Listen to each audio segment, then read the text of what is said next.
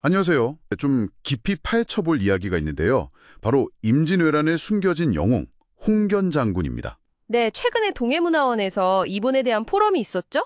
맞아요. 그 자료를 바탕으로 왜 이렇게 중요한 분이 우리 기억 속에서 좀 희미해졌을까?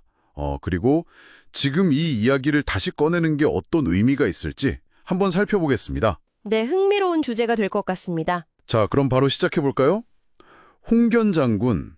이분은 강원도 삼척 출신이시고요. 네, 임진왜란 때, 그러니까 1592년에서 1598년 사이에 전라우수영 임치진 첨절제사로 활약하셨다고 해요. 이게 뭐랄까, 당시 해군 기지 사령관 같은 아주 중요한 직책이었죠. 그렇죠. 특히 한산도 대첩에서의 역할이 대단했다고 하는데요. 네, 맞아요.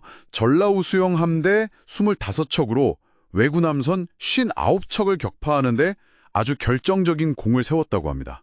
정말 대단하죠? 25척으로 59척이라니. 아, 진짜 놀라운데요? 근데 더 놀라운 건요. 칠천량 해전에서 패배한 후의 일입니다. 아, 그 유명한 패전이죠? 네.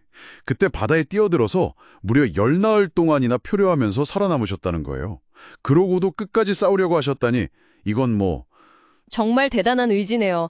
포럼에서는 그분의 이런 용맹함, 또 기여가 없었다면 당시 수군의 승리 자체가 좀 어려웠을 거다. 뭐 이런 평가까지 나왔다고 하니까요. 그러니까요. 근데 여기서 진짜 궁금해지는 지점이 생겨요. 이렇게 큰 공을 세운 분이 왜 제대로 조명받지 못했을까? 이게 참 이상하죠. 네, 그게 핵심 질문인 것 같아요. 포럼 자료를 보면요. 뭐 선조실록이나 난중일기 같은 중요한 기록에 이분 이름이 아예 없는 건 아닙니다. 있긴 있어요. 아, 있긴 있군요. 네.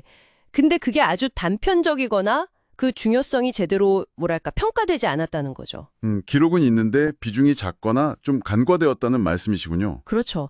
특히 중앙정부의 공식 기록에서 이분의 역할이 좀 축소되거나 누락된 경향이 보인다는 분석이 있어요. 아, 왜 그랬을까요? 포럼에서는 여러 가능성을 제기하는데요. 예를 들면 당시 어떤 정치적인 알력 다툼 혹은 어쩌면 기록을 담당했던 특정 인물의 개인적인 호불호 같은 뭐랄까 선택적 기억이 작용했을 수도 있다. 뭐 이런 조심스러운 추정도 하더라고요. 선택적 기억이라 그러니까 역사가 기록되는 과정에서 그런 인간적인 요소들이 개입될 수 있다는 거네요. 네, 맞습니다. 이게 좀 생생한 사례인 거죠. 그리고 이렇게 중앙 기록에서 제대로 다뤄지지 않다 보니까 결국엔 이분의 고향인 삼척 같은 지역 역사에서조차 좀 소외되는 그런 결과로 이어진 게 아닌가 싶고요. 듣고 보니 정말 안타까운데요. 포럼에서는 이분의 이야기가 그냥 옛날 영웅담으로 끝날 게 아니라 오늘날에 특히 삼척이나 강원도에게는 아주 중요한 문화자산이 될 수 있다. 이 점을 강조하는 걸 들으면서 저도 진짜 공감이 많이 됐습니다. 네, 맞아요. 저도 그 부분에 주목했는데요. 잊힌 역사를 되살리는 것, 그 이상의 의미가 있어 보였어요. 그렇죠. 이런 노력이 중요한 건 단순히 과거 인물 한 명을 복권시키는 데 그치는 게 아니기 때문이에요. 홍견 장군처럼 우리가 잘 몰랐던 잊힌 역사를 발굴하고 또 기리는 과정 자체가 그 지역의 자긍심을 높이고 또 우리 문화 전체의 깊이를 더 풍부하게 만드는 일이잖아요. 네, 맞습니다. 지역 정체성 강화에도 큰 도움이 되겠네요. 그럼요. 포럼에서도 홍견 장군 사례가 역사 연구 자체의 중요성도 보여주지만 이걸 어떻게 오늘날 사람들이 흥미를 느낄 만한 매력적인 이야기, 그러니까 뭐 문화 콘텐츠로 만들 것인가 하는 그런 고민의 필요성도 잘 보여준다고 지적했습니다. 아, 콘텐츠 개발까지 연결되는군요. 네, 동해문화원에서도 그래서 계속 연구하면서 구체적인 활용 방안을 찾고 있다고 하고요. 자, 오늘 홍견 장군 이야기를 통해서 우리가 좀 생각해 볼 지점은 명확해 보입니다. 우리가 배우고 아는 역사가 어쩌면 전부가 아닐 수도 있다는 것. 네, 그 이면에는 그리고 우리가 기억하는 빛나는 승리 뒤에는 이렇게 이름 없이 사라져간 수많은 분들의 헌신이 숨어 있었다는 사실이죠. 그렇죠.